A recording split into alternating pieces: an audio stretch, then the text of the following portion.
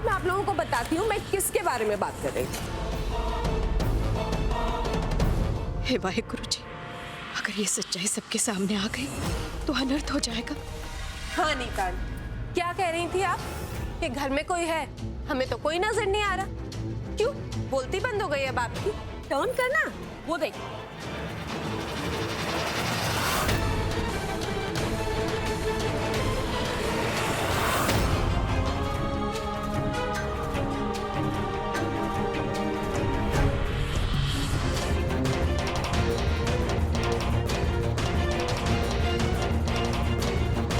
क्या हुआ ट्विंकल? बोलती बंद हो गई? तूने मुझे चैलेंज किया था ना, अपनी मॉम के कैरेक्टर के बारे में लंबे लंबे भाषण दिए थे तूने। कौन है आप? कम ऑन ट्विंकल, ये भी कोई पूछने वाली बात है? अब सीधी सी बात है कि जिस आदमी के साथ तेरी मॉम इस घर में अकेली थी, उस आदमी के साथ तेरी मॉम का चक्कर ही चल रहा होगा ना। अनीता आंटी प्लीज 2 मिनट चुप रह सकती हैं? माँ को कुछ बोलने का मौका तो दीजिए। अरे लेकिन कुछ बोलने के लिए बचाए क्या है? सब कुछ तो हमारे सामने आ गया, अब तो सबूत भी है। सबूत है भी या नहीं वो तब पता चलेगा जब आप उनको कुछ बोलने देंगे। ओ यार, अब इनकी सुनकर क्या करेंगे हम? सब कुछ तो सामने साफ साफ दिख रहा है। बात है कि लीला जी का इस आदमी के साथ चक्कर है, तभी वो हम सबको यहाँ आने के लिए रोक रही थी। वो तो अनीता डटी रही तो लीला जी की है असलियत हम सबके सामने आ गई। क्या हो रहा है लीला जी? आपकी बेटी हमारी बहू है, कम से कम हमारी इज्जत का तो कुछ ख्याल किया होता आपने। आप सब सच जानना चाहते हैं? सच तो यह है कि कल रात से ही मैं लीला जी के घर में हूं।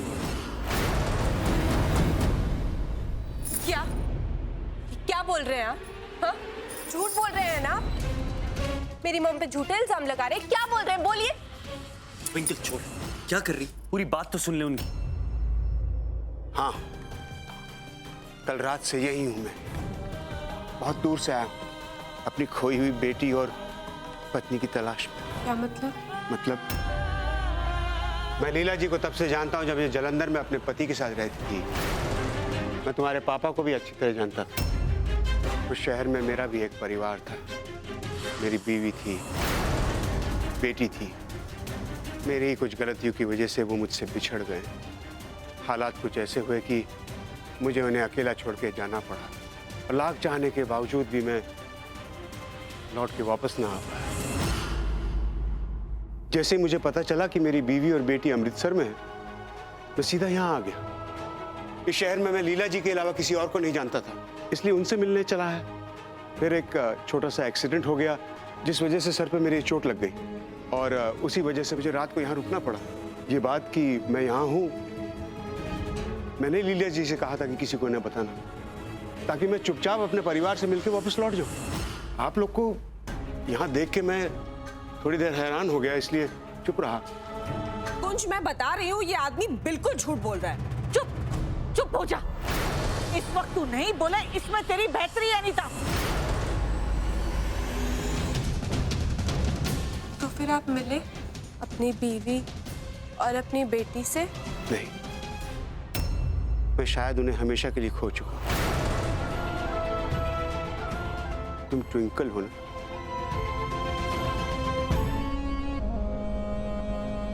क्या मम्मी जी, आपके चक्कर में मेरा पूरा दिन वेस्ट हो गया, और उस गुड फॉर नथिंग लीला का हम कुछ नहीं बिगाड़ पाए।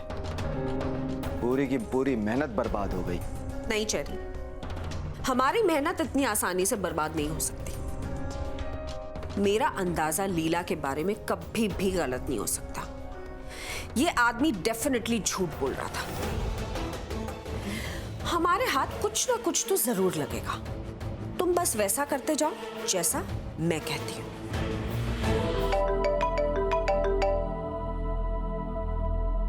हेलो हेलो लीला, कल मैं वहां अपना फोन भूल गया था। अगर तुम ठीक समझो तो मैं लेने आ जाऊं? हाँ, ताकि आप यहाँ आएंगे और लोग देखेंगे और फिर से मुझ पर और मेरे किरदार पर उंगलियां उठाएंगे, है ना? आई एम सॉरी लीला, मेरी वजह से एक बार फिर तुम्हें शर्मिंदा होना पड़ा।